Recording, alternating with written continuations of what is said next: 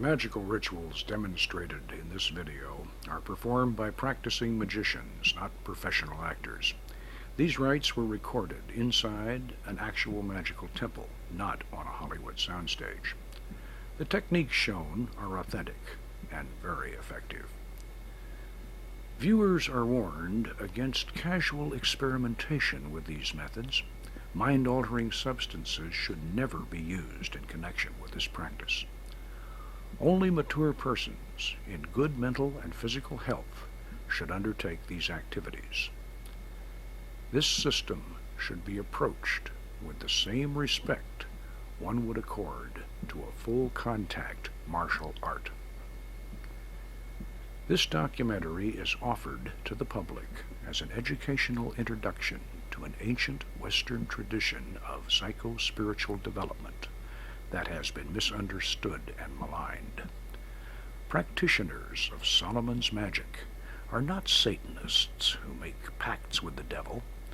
They are spiritual explorers in the deep caverns of the mind, carrying with them the lamp of wisdom and armed with the power of God.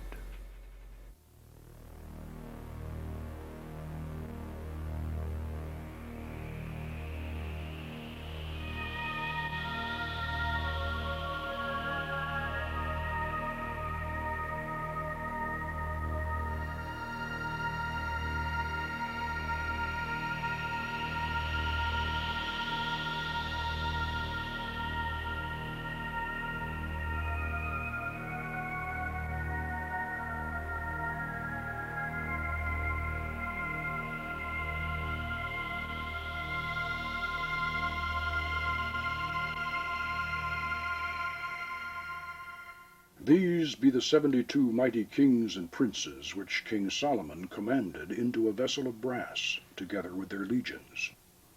And it is to be noted that Solomon did this because of their pride.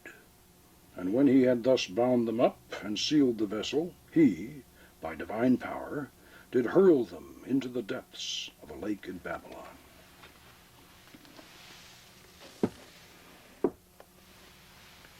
I'm Poke Runyon. I'm a cultural anthropologist and a ceremonial magician. For the past 25 years, I've been studying and practicing our own culture's unique and powerful form of shamanism, while other anthropologists have completely ignored it. I've been fortunate enough to rediscover and reconstruct the actual techniques of ancient Western ceremonial magic. In this video documentary, we're going to take you along on an expedition to a strange world, in many ways more mysterious than the upper reaches of the Amazon, but a lot closer to home. For the very first time, we're going to show you the actual methods by which wizards and warlocks of olden times invoked holy angels and evoked lesser spirits to visible appearance and even had conversations with them. What you're going to see is real. These techniques are just as effective today as they were 1,000 years ago. These methods have nothing to do with mind-altering drugs, and you don't even need any special psychic talent. These are the secrets of a lost art that anyone with imagination and determination can master. My personal magical adventure started back in 1969. At that time, I was a reclusive bachelor eking out a living writing pulp fiction for paperbacks and men's magazines. After years of pounding a typewriter while chain smoking and constantly drinking coffee, my chronic indigestion finally turned into gut-wrenching stomach pains. The condition was misdiagnosed as an ulcer. Now, at that time, ulcers were thought to be psychosomatic, so being a macho former Green Beret, I wasn't about to become Casper and have to eat milquetoast. No sissy neurotic disease like an ulcer was going to change my lifestyle. So I set out to heal myself through mastering self-hypnosis. In desperation, I learned the art quickly and was able to suppress the pain. But then it would come back, and it would be even worse. and I took myself about as deep into trance as anyone has ever gone, but I could not heal that ulcer because, as the doctors finally discovered when I was almost dead, I was carrying within me a gallbladder that had turned to solid rock. In the latter stages of my illness, I was in a state that I now realize was a toxic psychosis. In my desperate attempt to cure myself, I had gone beyond self-hypnosis into the study of Tibetan tantric yoga, and finally to what was at that time the least known and most forbidden of all the spiritual paths, Western ritual magic.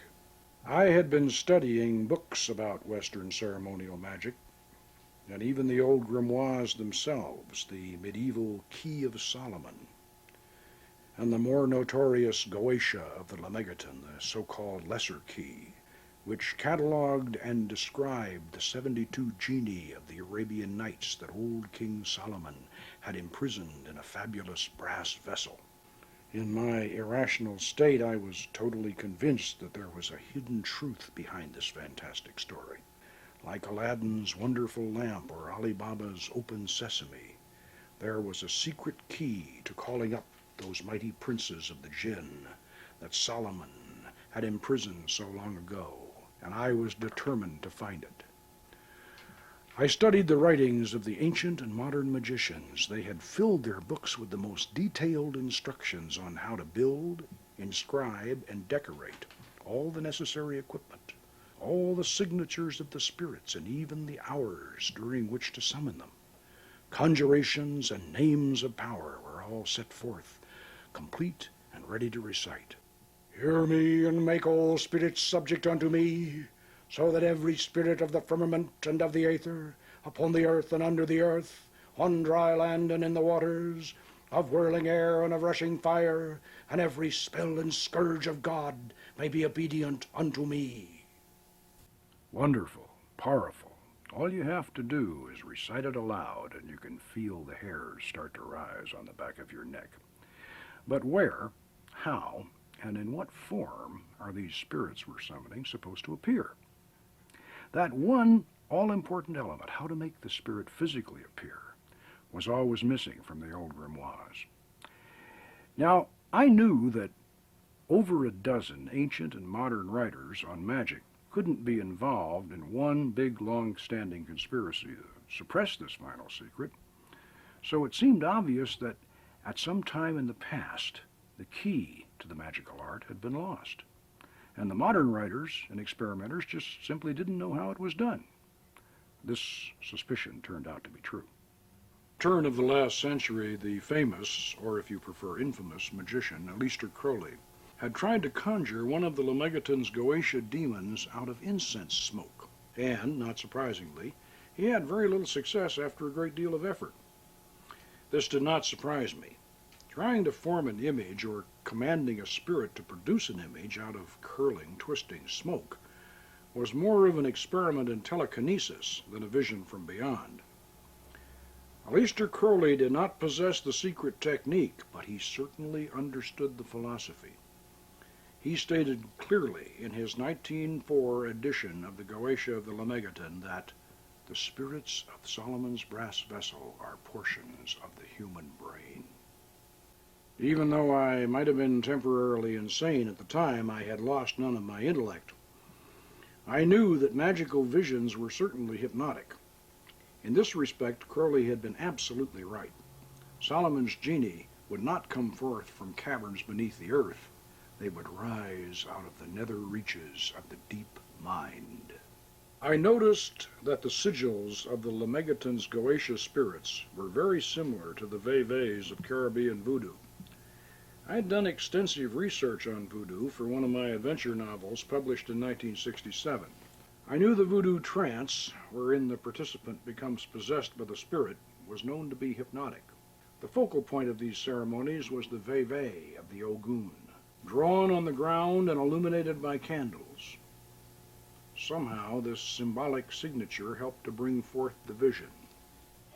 At this point, your high school science teacher might be saying, well, if all this magic is only in the mind, Weren't those old wizards and even the modern magicians like that Crowley fellow just using their imagination? Yes, they certainly were. But the human imagination, inspired by its divine creator, is the most powerful force in the universe, a river of hopes and dreams that bears us all along on its flowing course, from the beginning to the end of time, from planet Earth out to the farthest star. Let us recall a few lines from the greatest of the Romantic poets, William Wordsworth. Of shouting angels in the imperial thrones, I pass them unalarmed.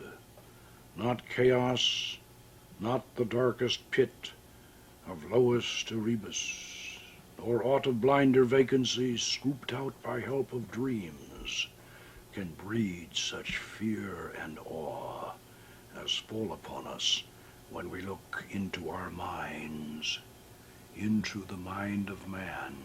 With that in mind, let's look at the philosophy and the psychology that lies behind this powerful system.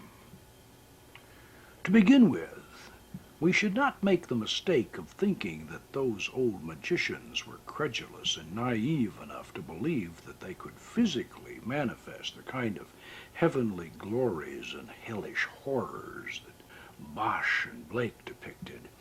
These artists, like the Hollywood movie makers of today, symbolized the subtle power of magic with intense and sometimes lurid physical images.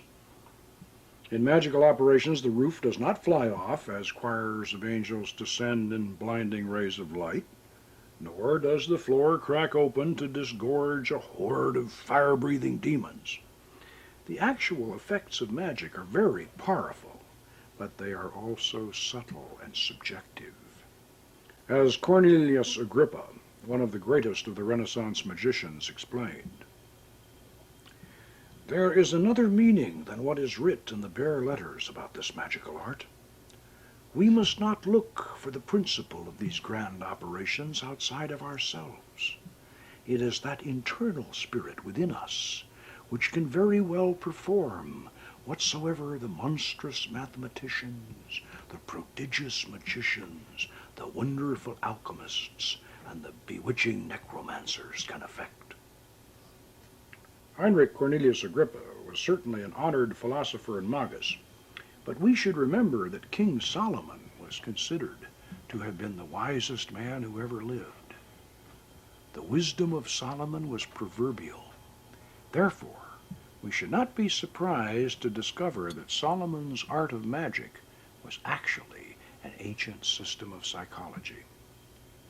But before we assume that the spirits of our brass vessel are merely a collection of private individual fantasies and yearnings, we must remember that the ancient philosopher known as Hermes Trismegistus, called thrice greatest Hermes, declared in his famous emerald tablet, "True it is, without falsehood, certain and most true, that that which is above is like to that which is below, and that which is below is like to that which is above, to accomplish the miracles of one thing." Based upon this profound revelation, the Magi of classical times, the later medieval sorcerers, and the Renaissance magicians believed that the human mind was a miniature functioning model of the vast universe itself. The greater universe could be manipulated by magical operations within the personal sphere. Hermes Trismegistus had even gone so far as to suggest that in days of old men had created their own lesser gods. An ancient, outmoded, superstitious belief, your high school science teacher might say. Well, ancient, yes, but hardly obsolete. After 2,000 years, this strange statement by the original founder of Hermetic philosophy was finally explained in modern terms by the eminent psychologist Carl Gustav Jung. In the 1920s, Jung presented his revolutionary theory that beneath and beyond the personal subconscious mind, there flowed a vast, deep sea of dream images and forgotten lore. He referred to this as the collective unconscious. This mysterious psychic ocean was not the exclusive property of any individual human being. It was a dimension shared by all of us. Here one might discover the great archetypes of mythology, the heroes, the beautiful courtesans, the martyred saints, and the monstrous villains of our past. Here were the mysterious man-created gods which Hermes Trismegistus had written about so long ago. And here were the demons of King Solomon's brass vessel. Jung's famous colleague, Sigmund Freud, was quick to realize the significance of what Jung had discovered, or rediscovered, and Freud was horrified by it. "Carl," he whispered, "you must not present this theory to the public, for if you do, you will release a black flood of occultism." But it would take more than Carl Jung's archetype and collective unconscious theories to release this flood of occultism that Freud feared. Theories by themselves do not produce results. For results, the magician still depends today, as he did thousands of years ago, on methods and techniques. Since time immemorial, magicians have placed themselves and others into states of trance, during which visions and oracles were received. We now know that this process was hypnotic, and that all the phenomenon we have come to associate with modern hypnosis was in fact known and practiced by ancient sorcerers under the guise of fascination, spellcasting, and enchantment. The powerful hypnotic effect achieved through a fixed gaze on a reflective surface is the reason why the crystal ball or shoe stone and the dark mirror or speculum were used by wizards of olden times as their spiritus loci, the actual place where angels and spirits could be conjured to visible appearance. This was, and still is, a hypnotic process. And yet the final secret of how to employ these magical aids was always missing. With all the atmosphere, the philosophy, the paraphernalia, the powerful conjurations, and the hypnotic effects, a spontaneous vision in the crystal or in the dark mirror always depended upon some special psychic ability. One had to be a natural medium. And for all my toxic fever dreams and my hypnotic experiments, I had certainly become a mystic, but not a clairvoyant. And yet there had to be a way that anybody with the desire and the determination could summon these spirits to visible appearance and have conversation with them. I tried placing a crystal ball in the triangle, but then when I stepped back inside the magic circle, as the operator was supposed to do according to the ancient texts, the 60-millimeter ball appeared the size of a doorknob. I knew that the crystal had to be used inside the circle for the invocation of the angels. And yet, we had to put something in that triangle. Something fascinating, something hypnotic, and something large enough to provide a viewing surface. Yes, the speculum, the dark mirror, and what better entrance into those caverns measureless to man the poet Coleridge had envisioned in his mystic eye. It had to be the dark mirror. But how to use it? How to make it actually work, I asked myself. And then something that I had read the year before jogged my memory. Something about the use of dark mirrors in the Far East. The final clue had been sitting on my bookshelf all the time. The book was called Tantra, the Yoga of Sex by Omar Garrison. In this work,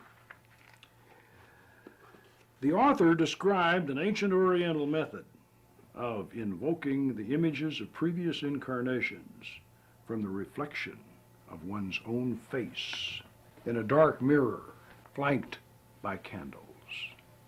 As I reread this section in Garrison's book, I felt a shiver of excitement. I was experiencing the same thrill that an archaeologist must feel as he brushes away the sand and looks down at the unbroken seal of an ancient royal tomb. I tried Garrison's experiment, and I found that it worked with remarkable effectiveness. If one stares in a darkened room into a mirror flanked by candles, after several minutes, a strange phenomenon will almost always occur. The familiar reflection will fade out, the mirror will go black,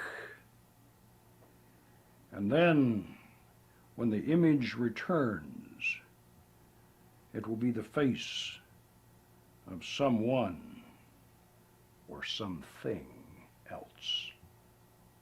This experience is usually accompanied by a profound sense of an otherworldly presence. It was obvious that this phenomenon must have been discovered a long time before any concept of reincarnation. It probably went back as far as the Paleolithic, when Stone Age people stared fascinated at their reflections in dark, still pools of water, seeing the strange transformation occur and being convinced that they were in the presence of their gods. I suspected that in a ritual setting using traditional conjurations and symbols, specific spirits and even ancient gods and goddesses might be summoned from the other side. This might well be the hidden meaning behind that strange passage in the Bible that reads, God fashioned man in his own image. I command thee by the Tetragrammaton, Amashao, by which the elements are overturned, the air is sundered, the fire is generated, the earth moves, the sea rolls back, and all the host of things celestial, of things terrestrial, of things infernal, do tremble and are confounded together. Come, appear before this circle, within that triangle, in fair and human form, without horror or deformity and without delay. Come from whatever part of the world thou art and answer my questions. Come presently, come visibly, come affably and manifest that which I desire, being summoned by the true and living God. Eliorum. I command thee by the particular king who rules over thee, the mighty Amaymon, and by the power of the archangel Raphael, I command thee, appear before me, and speak unto me in a clear, intelligible voice in my mother tongue, free from ambiguity and guile. Come in the name of Adonai Zebaoth. Come, why dost thou tarry? Adonai Shaddai, King of Kings, commands thee.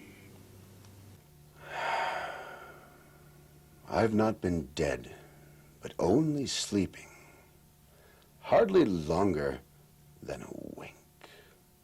I'll be up and rolling thunder once I have another drink.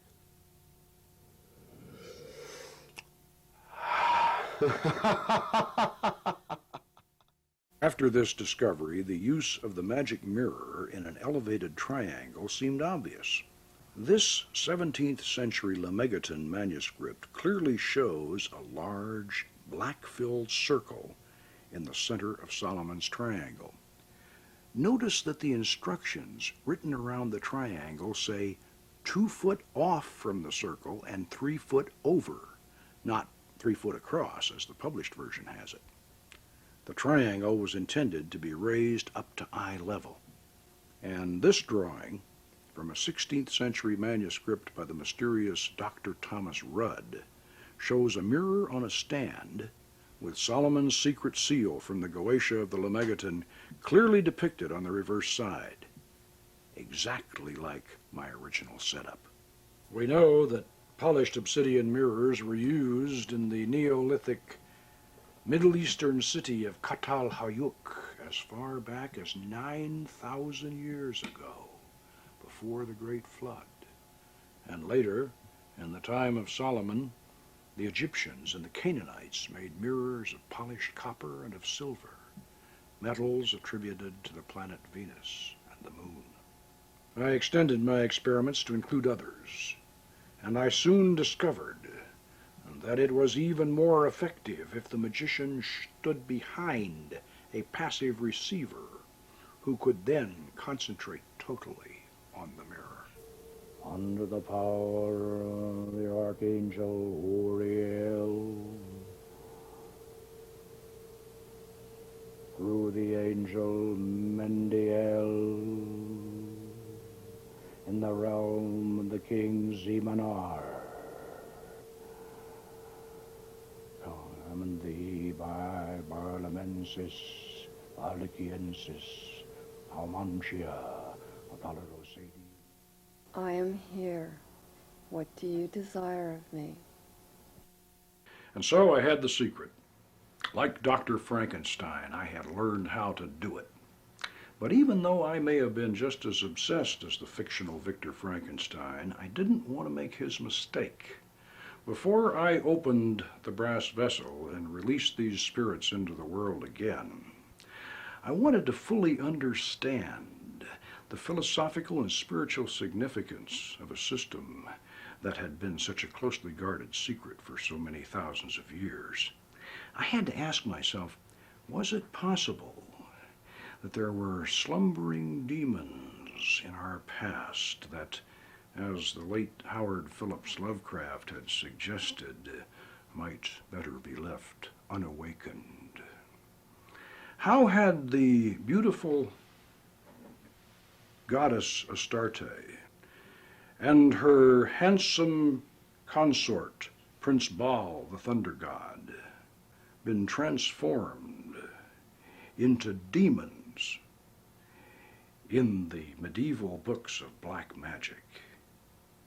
Well, I found the answers to these questions in the mysterious, long-lost biblical Book of Enoch.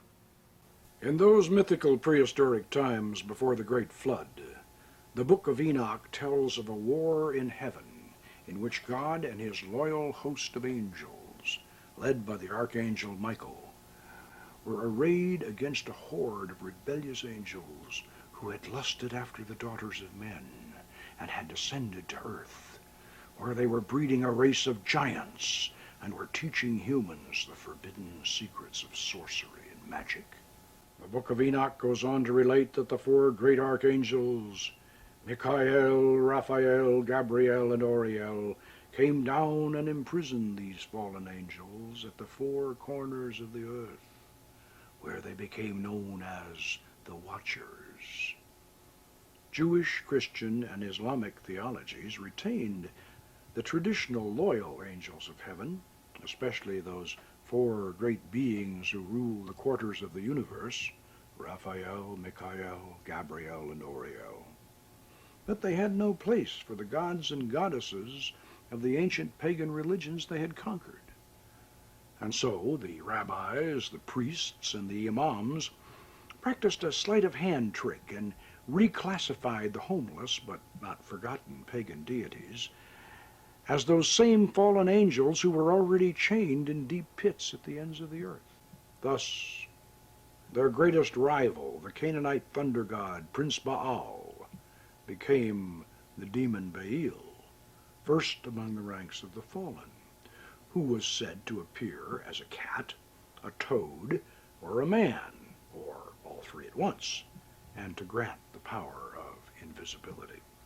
Prince Baal's beautiful consort, the goddess Astarte, queen of heaven and mistress of the temple of love, was transformed into the demon Astaroth, described as a hurtful angel with bad breath, but who, when summoned, would reveal the true history of the fallen angel, and she certainly has fulfilled that promise.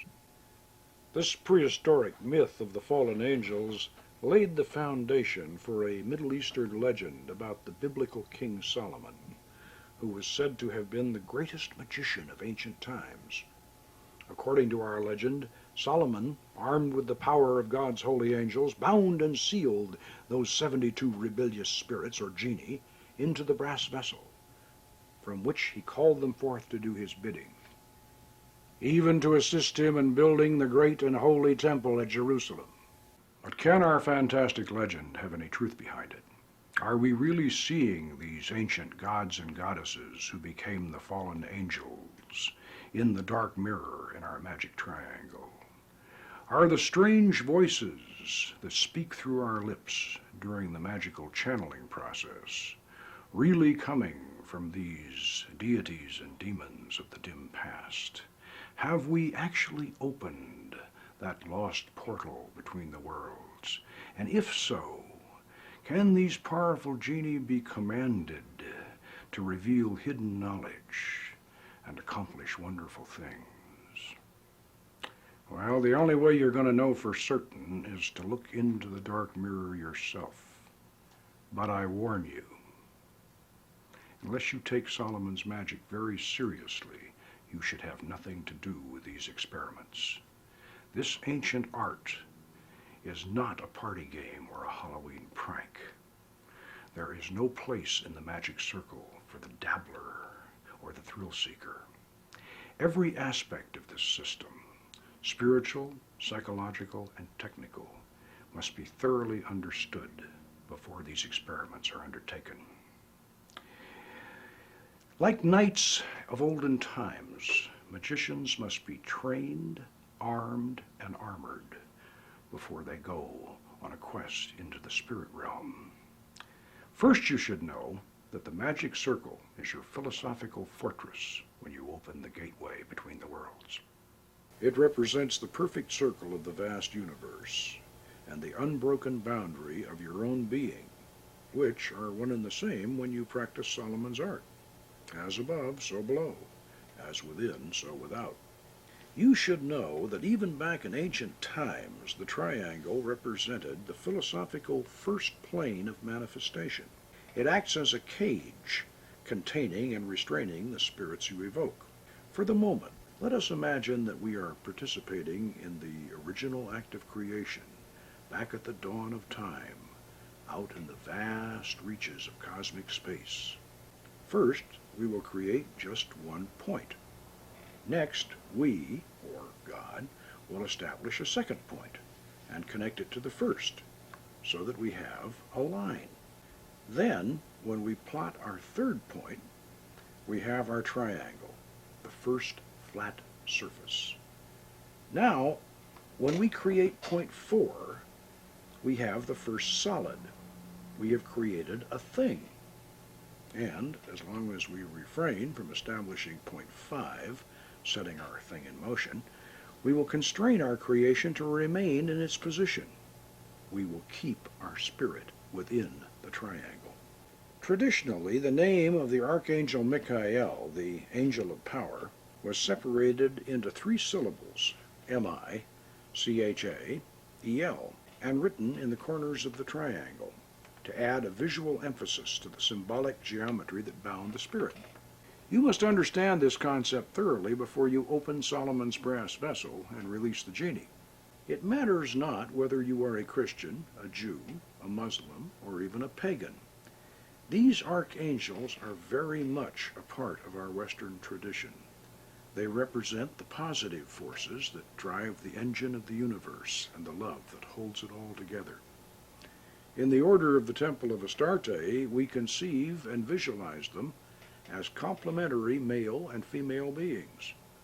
For angels can appear in any form they wish, or any suitable form that your imagination can provide for them.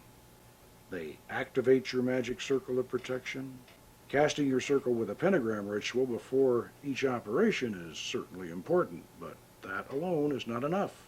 The great archangels must live in your mind and in your heart.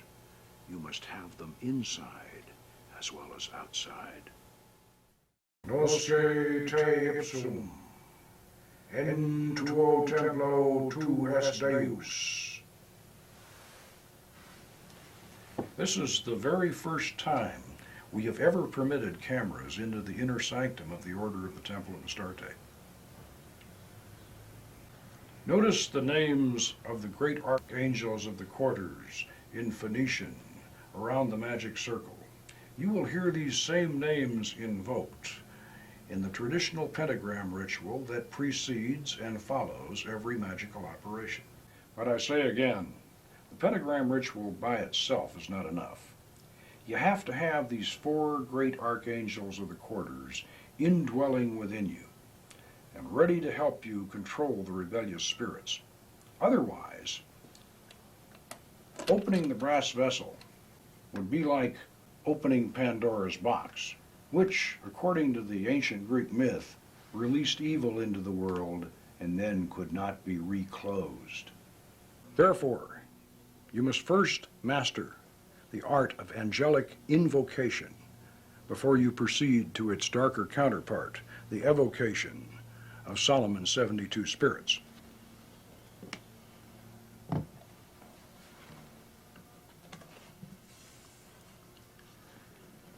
Along with the secret of the mirror in the triangle, the other crucially important element missing from the Goetia was the fact that the 72 spirits of the brass vessel had 72 direct counterparts in the holy angels of the Shemham Farash, or extended name of God.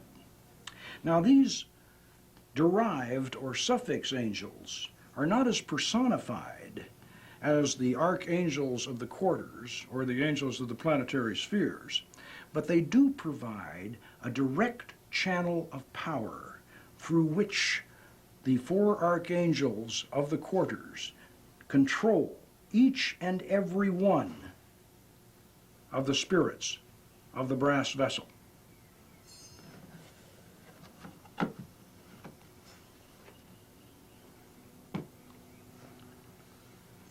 Unless this concept is understood and integrated into your goetic operations, you are on spiritually dangerous ground. These Shemham Farash angels even have their own sigils, and there is a short invocation for each one of them. The careful operator should use both. And before anyone in the Order of the Temple of Astarte is allowed to participate in goetic operations, we insist that they experience a series of 4 archangelic invocations. So how do we invoke the archangels? Well, there's another book in the Lemegeton Compendium that probably should have been published with the Goetia. It's called the Almadel of Solomon, and gives us a very effective method for invoking, and by that I mean calling down the angels. The original Almadel was a tabletop device made entirely of wax. This was an ingenious design.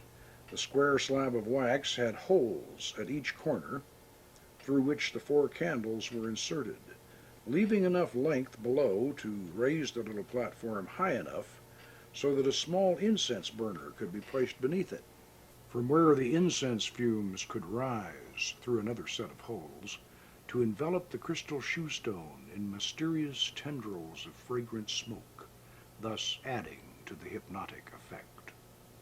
As with the Goetia, the secrets of the Almadel were not clearly explained in the Lemegeton.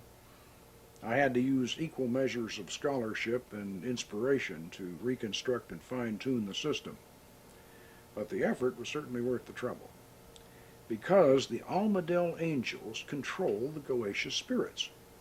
I know that statement may be surprising to some magical scholars who never look beyond, to quote Cornelius Agrippa again, what is writ in the bare letters. The Almadel's angels are not arranged in an ascending hierarchy. They are attributed to the 4 quarters and the 12 signs of the zodiac, with each of the 4 quarters governing the 3 astrological signs particular to its nature. In other words, the signs of air, fire, water, and earth, which we know are governed by the four great archangels of the quarters, Raphael, Michael, Gabriel, and Oriel. Realizing this, we can simply disregard the late 17th century hodgepodge of garbled angelic names the Lemegeton's scribe has attributed to these altitudes, and thus restore the Almadel system to its full power and purpose, as shown here in our master mandala. Each of the four great archangels of the quarters empower three sets of 6 Shimham Farash angels, who in turn control 3 sets of 6 counterpart Goetia spirits, which are distributed, 2 to each of the 36 decans, or 10-degree divisions of an astrological sign. This occurs in similar order all around the zodiac. If you find this confusing at first glance, you can study the Master Mandala in the companion book to this video, the Book of Solomon's Magic. The design may appear complicated, but it is actually quite simple and easy to work with.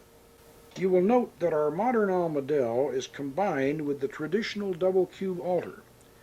We have shielded the candles at the 4 corners, and an incense chamber below has been added, with slots cut around the central compass rose to allow the rising smoke to surround our crystal shoestone, which is placed on our master mandala that unifies the Goetia and Almadel systems in one all-encompassing design. Notice that we've placed low stools around the foot of the altar so that 4 or more people may sit and gaze up at the smoke-shrouded crystal haloed in spectral light, with nothing else in their field of vision. Now, let's see how this works in actual practice. Before every magical operation, whether of invocation or evocation, we open our circle and call down the archangelic guardians of the quarters with a Golden Dawn style invoking ritual of the lesser pentagram, and at the conclusion of the ceremony we will employ the banishing version of the same rite to close and seal the gateway between the worlds. Ata, Malkut, Vegabura, Vegaduda, Deolam, Om.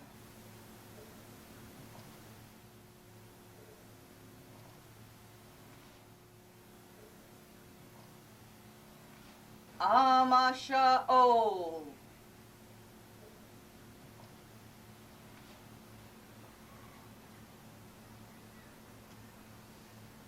Adonai.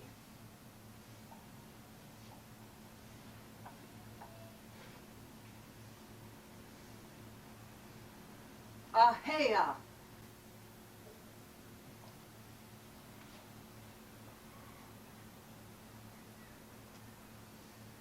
Ata, Gibor, Leolam, Adonai. Before me, Raphael. Behind me, Gabriel. At my right hand, Michael. At my left hand, Oriel. Around us flame the pentagrams. Above us shines the 6-rayed star. Ata, Malkut, Vegabura, Vegadula, Leolam, Om. We call thee, great Archangel Raphael, in the name of Tetragrammaton, Amashao. Come to us, O guardian of the eastern quadrant, master teacher, loving healer, wielder of the sword of truth, and Lord of the aerial realm. Come, we beseech thy presence here upon this holy table. Shine forth from this pellucid crystal. Grant us a glimpse of thy glory and a whisper of thy wisdom. Raphael, Raphael, Raphael, Raphael, Raphael. As the soft chanting continues, each person around the circle will invoke in his or her turn until the altar top is haloed with an electric blue aura of astral energy, shot through with golden rays of light. Then you know you are on holy ground, and the angel may speak through any one of you. You may not see Raphael in the crystal, but you will certainly sense his presence. You will feel his power, and his voice will speak within you.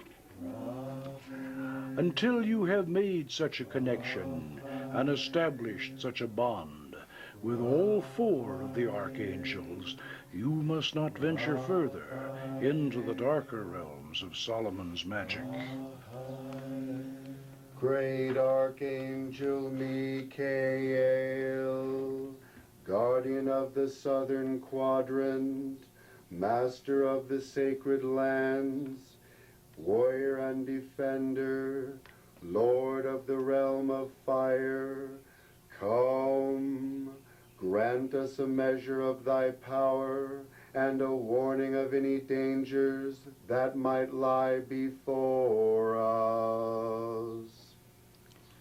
Great Archangel Gabriel, guardian of the western quadrant, lady of the waters and mistress of the Holy Grail, quicken within us the faculties of sympathy and of intuition.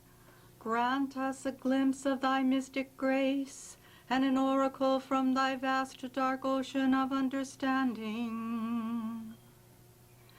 Great Archangel Auriel, guardian of the northern quadrant, lady of the earth and mistress of the holy pantacle of art, bring us in harmony with nature's cycle and make fertile all our just desires. Bestow upon us thy love and lead us unto thy treasures. In the name of Adonai, Haaretz, Auriel,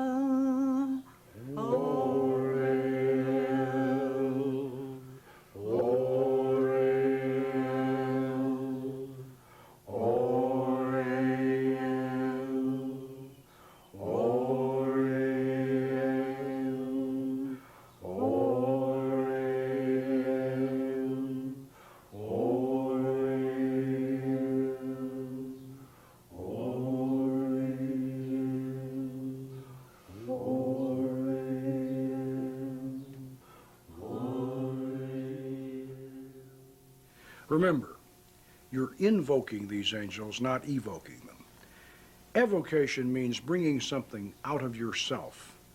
Invocation's like praying. You're calling them down from above, you're inviting them to visit you, you're asking them for their help. So you shouldn't command them, and you certainly shouldn't banish them after the operation is over. You thank them, you ask them to come again, and you bid them hail and farewell. Now that we have the four great archangels of the quadrants firmly on our side, we're ready to open Solomon's brass vessel and call forth the genie to appear in the dark mirror on the triangle of art. As an example, we're going to summon the spirit Astaroth, who is described in the Goetia as a great and powerful duke whose lamen is to be made out of copper. Copper is the metal attributed to the planet Venus. This is appropriate because the spirit Astaroth is actually the ancient Canaanite goddess Astarte. Therefore, we will operate as if we are evoking her in the seventh Kabbalistic sphere of Netzach, with the understanding that all operations of the Goetia take place in the lunar sphere of Yesod. Remember, each sphere contains its own tree of life complete. This concept is not difficult to grasp if we think of the moon as a silver mirror through which all the multicolored lights of the higher spheres are reflected. And keeping this in mind, we should always perform our evocations when the moon is waxing. Pay very close attention to every detail of what you're about to see. This is the first time a complete operation of goetic thaumaturgy has ever been visually recorded. We're going to call forth the Spirit Astaroth, who is actually Astarte, the Queen of Heaven and the patron goddess of our temple.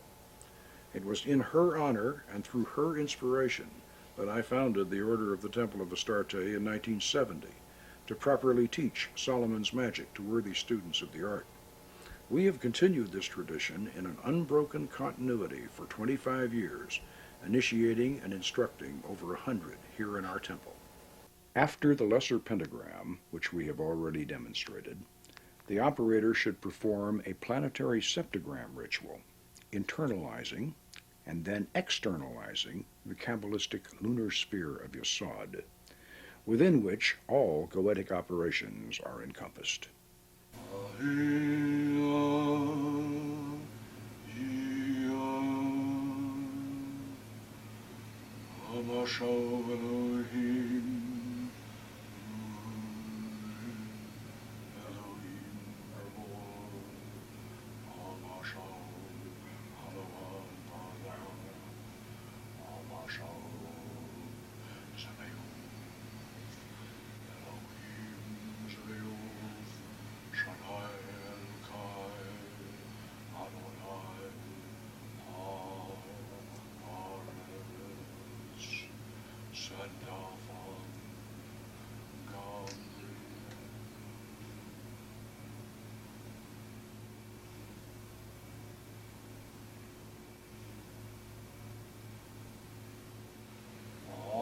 Ararita Shaddai El-Kai.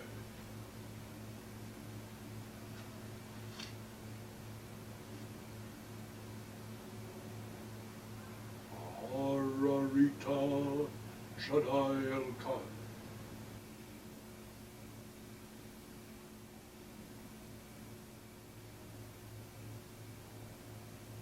Ararita Shaddai El-Kai.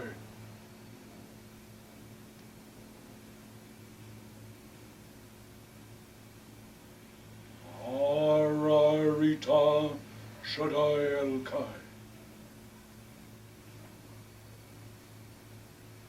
In the name of the Archangel Gabriel, I declare the gateway to the lunar sphere of Yesod is hereby open.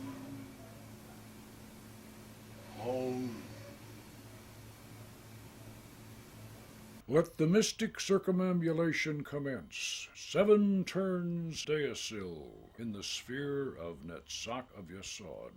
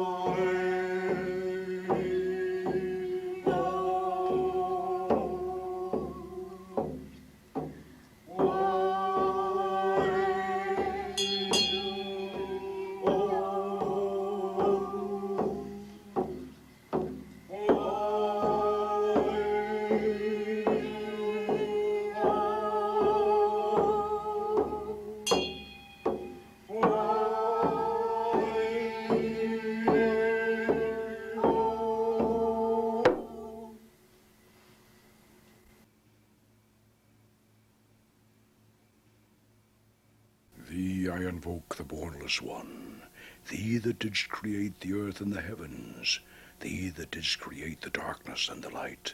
Thou art Osiris and Ophrys, Osiris the beautiful, whom no one hath seen at any time. Thou hast distinguished between the just and the unjust. Thou didst make the female and the male. Thou didst produce the seed and the fruit. Thou didst form us to love one another and to hate one another.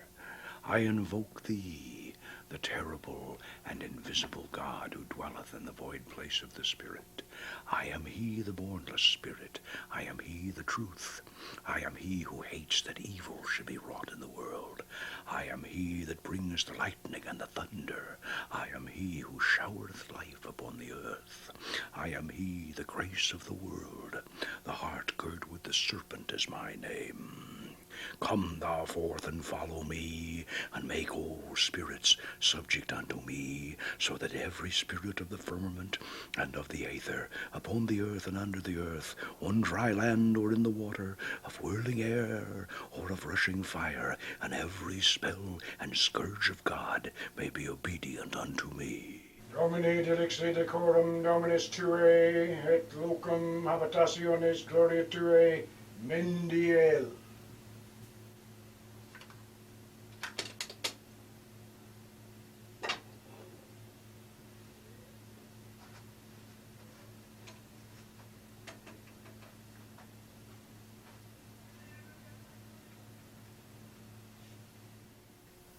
I conjure thee, Spirit Astaroth. I supplicate thee, Goddess Astarte. I conjure thee, in the northern quadrant, under the power of the Archangel Uriel, through the angel Mendiel, in the realm of the king Zemanar, command thee by Barlamensis, Baliciensis, Palmantia, Apollodosades, and the mighty princes Geneo and Leocade, ministers of the seat of Tartarus, and chief princes of the throne of Apologia in the 9th region. Come, in the holy and glorious names, Yah, Hamashau Elohim, Elohim Gabor, Amashau Alavavadas, Amashau Zebaoth. Come, appear before this circle, within that triangle, in fair and human form, without horror or deformity, and without delay. Come from whatever part of the world thou art, and answer my questions. Come come visibly, come affably, and manifest that which I desire. Being summoned by the true and living God, Eliorum, we command thee also by the Tetragrammaton.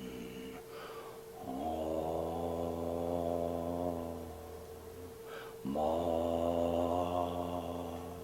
Sha, O.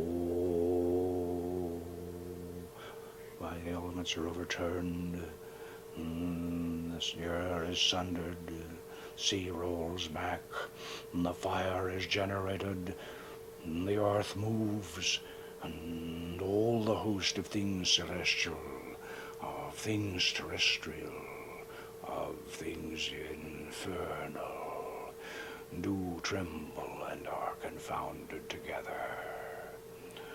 Come, appear before us affably, and speak unto us in a clear, intelligible voice in our mother tongue, free from ambiguity and guile. Come in the name of Adonai Zebaoth. Come, why dost thou tarry? Adonai Shaddai, King of kings, commands thee.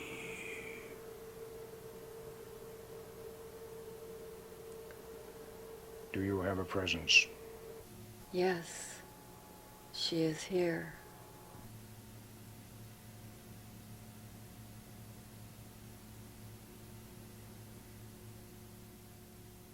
We welcome you, Goddess Astarte.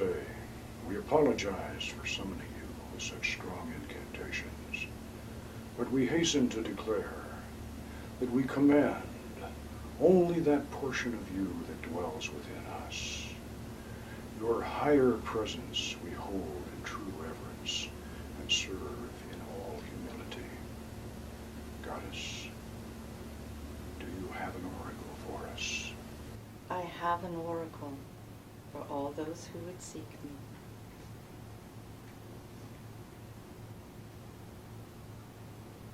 Each priestess must call me forth through her own image and in her own time.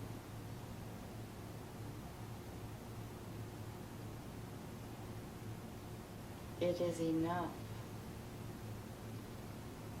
that you have opened the gates.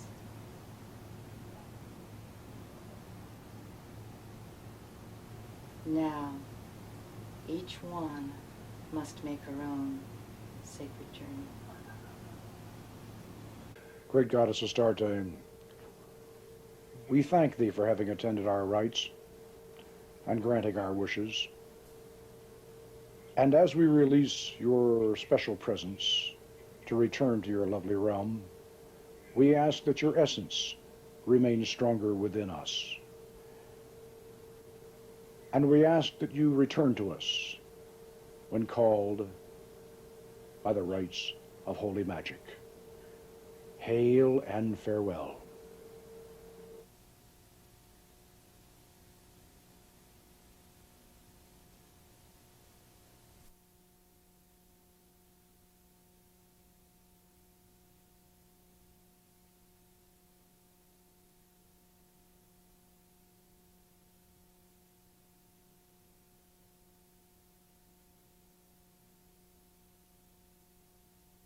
There are a few things I should mention about the ceremony you've just seen. If you demand the presence of a spirit who is actually an ancient god or a goddess, then you should apologize to them when they appear. Now the reason is this. Our ancestors transformed these ancient deities into demons and imprisoned them down in the brass vessel of the collective unconscious. Now, you can treat them like medieval demons. You can conjure them with powerful incantations. You can use the curse of chains, or you can torment them into coming by burning their sigils. But then how do you think they're going to treat you? Remember, they are part of you, just as you are a part of the universal mind which we all share. They appear from the collective unconscious through your reflection when you evoke them.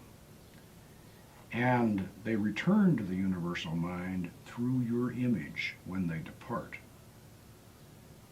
For this reason, you should treat even the lowest of their number with respect, and the gods and goddesses among them with veneration. And for this reason, you should never, under any circumstances, attempt to use this system of evocation to bring harm to any other person. Now, the reason for this should be obvious, but just to make sure you understand, this would be magically similar to calling up your enemy on the telephone and then detonating a hand grenade inside your phone booth instead of his. He may hear the explosion, but you're the one who's going to get blown up. Think about that. Recall the proverbial wisdom of Solomon. Remember that the genii of the brass vessel were charged with teaching us the arts and the sciences. Therefore, we should use Solomon's magic to grow in wisdom and understanding. We should use these secret methods to explore the inner realms of the astral plane and to experience the glories of the angels and the wonders of the spirit realm. If you use Solomon's magic in God's name and with a pure heart, you have nothing to fear, and others should have no reason to fear you. Now that we've returned from our magical journey, and you understand how Solomon's magic really works, you might be asking yourself, why is all this being revealed? Why are we showing you, without initiation and training, secret techniques that have been closely guarded through the ages? Why have we shown you the actual equipment and how to use it? Well, the truth is, we really didn't want to reveal these techniques to the general public, but in 25 years, during which time I personally initiated and trained over 100 students, it's not surprising that our secrets would leak out.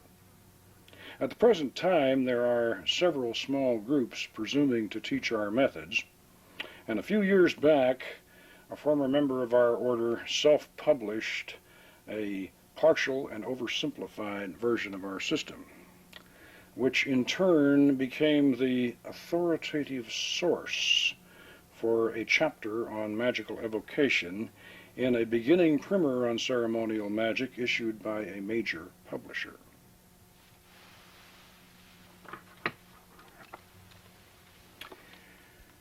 Recalling the magical misadventures of that world-famous mouse in Walt Disney's film Fantasia, we might say that these apprentice sorcerers have opened the brass vessel and let out all the spirits, which has compelled me to come down from my wizard's tower and show you how to get them all back in again. I was responsible for the rediscovery and the modern development of the Goetia Almadel system we have explained and demonstrated in this video. And because it's no longer a secret, I now feel obligated to make the authentic and genuine system available to all sincere students who want to learn how to correctly practice this ancient art. If you wish to research more deeply into the Solomonic system, please refer to the Book of Solomon's Magic by Carol Polk Runyon. This work serves as an excellent companion to this video cassette.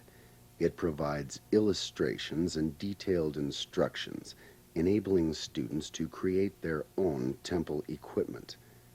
Most importantly, this volume contains the Master Mandala, that is the essential key to the successful practice of this art.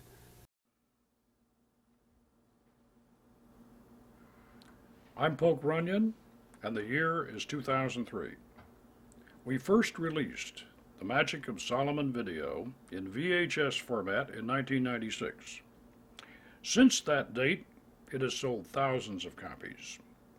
You have just seen the completely remastered, enhanced DVD version of this occult classic released for the 21st century. Now, before we show you the historic OTA footage that we promised, I should make a slight correction on a statement that I made in the original version. Now you'll recall that when we opened the temple sequence, I said, "This is the first time we have permitted cameras inside our temple." I should have qualified that statement because 24 years earlier, over in our Lake Avenue, Pasadena temple, one of our members shot film footage of early OTA operations. This film footage was shown on a nationwide network TV show in 1974, and it was rebroadcast in 1975.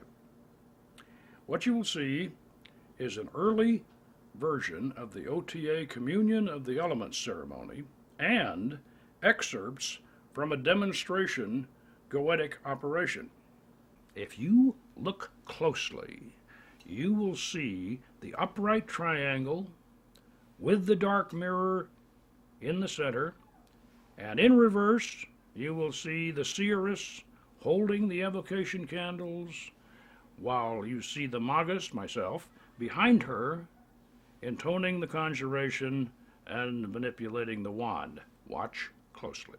So Mr. Polk Runyon, who by day is a salesman, by night is Grand Master of the OTA, the Order of the Temple of Astarte. Am I saying that correct, Mr. Runyon? This is a pagan organization which has as its focus the study and practice of ceremonial magic. And Mr. Runyon has with him this evening a bit of film, I believe, which we'll be seeing a little bit later on. But before we show that, I'd like to ask Mr. Runyon first about the Temple of Astarte and ceremonial magic. Is it similar to what Isaac and Ed, I was almost going to say Fitch the Witch again, Ed had been talking about here for the first half hour? There are a lot of similarities. There are some differences. I think the main differences in it is that ceremonial magic is it has a biblical base. And when I say a biblical base, I don't mean that it's necessarily Christian or it's necessarily Jewish. What I mean is that it derives from a biblical mythology, so to speak. It also has something to do with the legend of Solomon containing the spirits in the brass bottle. You know, the Arabian Nights, the old Arabian Nights story? And the idea is, in ceremonial magic, is that one uses the names of power, the various names of God from the ancient Hebrew Kabbalah, to unlock this brass bottle and release these genies, so to speak. Now, actually, these genies are ancient pagan gods. Now, in our particular tradition, they're the gods of ancient Phoenicia or ancient Canaan, the gods of Mesopotamia, and the gods of Egypt. So we're a sort of a Middle Eastern Palestinian tradition, whereas the witchcraft cult is primarily drawing their mythology from Europe, from the Celtic and the Greek and the European tradition. Would turning wine into water be called ceremonial magic? No, I wouldn't call it ceremonial magic. I'd call it a good trick if you could do it. I'm told he did it. Now, let's take a look at this little bit of film, and maybe you can set up what we're going to see here. Right. This will be coming up in just a few seconds. This is... Right. What you're seeing here is an entrance circumambulation into the OTA temple. The members are coming in and preparing to receive the opening charges, which they'll be receiving as they open the lodge. Now, here is the high priestess opening the temple, and the lights of the lodge, of course, will be lit. This is a communion of the elements. This is a mass of 7 sacraments. You see the dagger and the cup that Ed was talking about there a little while ago. This is a tradition we share with the witchcraft cult. And this communion of the elements takes place around the magic circle, which we'll see in a little bit. The priest and the priestess here are sharing the elements of the communion between themselves before they administer it to the celebrants. Here she is holding the bread and the salt on the pentacle of earth. This is one of the 4 magical weapons. The priest, as you see, is holding the wand. These weapons in our tradition do relate to the Holy Grail legend.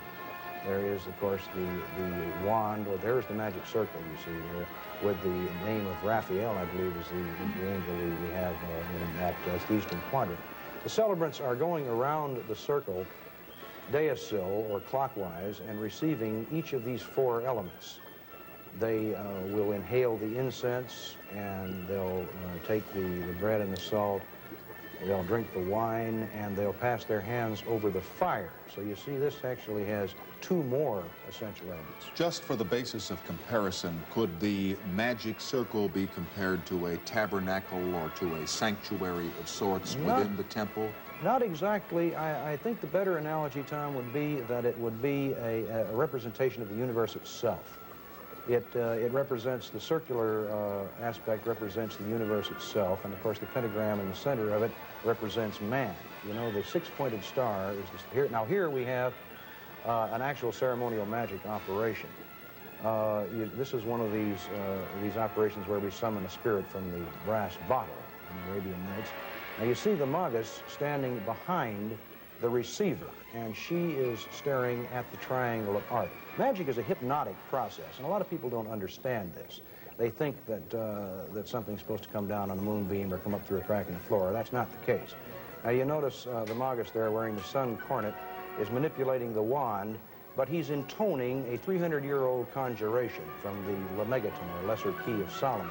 The receiver there, or the seeress, is holding the evocation candle, staring at the triangle of art. She is in a trance, and she will evoke one of these god forms from her deep mind, or her unconscious, if you will, and she will see it as an extra-personalized entity outside the circle. After what you've just seen, there can be no doubt that we were the original innovators and developers of the dark mirror facial reflection method of Solomon's goetic evocation. Thank you for your continued interest and your support.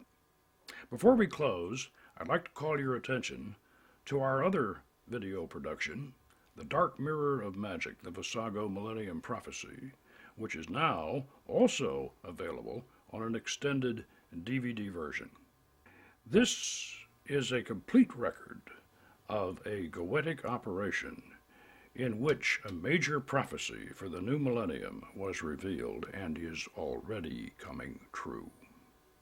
And finally, watch for the new, expanded, and revised second edition of the Book of Solomon's Magic, which is the essential companion volume to both of our video productions. Good magic, and God us bless. In closing, please remember that Solomon's Magic is a valid spiritual and philosophical art form. It is also a very powerful system of personal transformation that should not be misused. Anyone with neurological or psychological problems should consult a medical professional before undertaking these experiments. The Order of the Temple of Astarte does not train persons under the age of 18 in magical evocation. We recommend that this policy be followed by any person or group using the techniques we have demonstrated. This is not an activity for children or impressionable teenagers. The preceding documentary was introductory. The producers of this video may not be held responsible for any ill effects that might result from attempts to replicate these methods without further instructions and training. Aima Hanoga, Aima Malka, Ata Gibor Leolam. The work is finished. The temple is closed.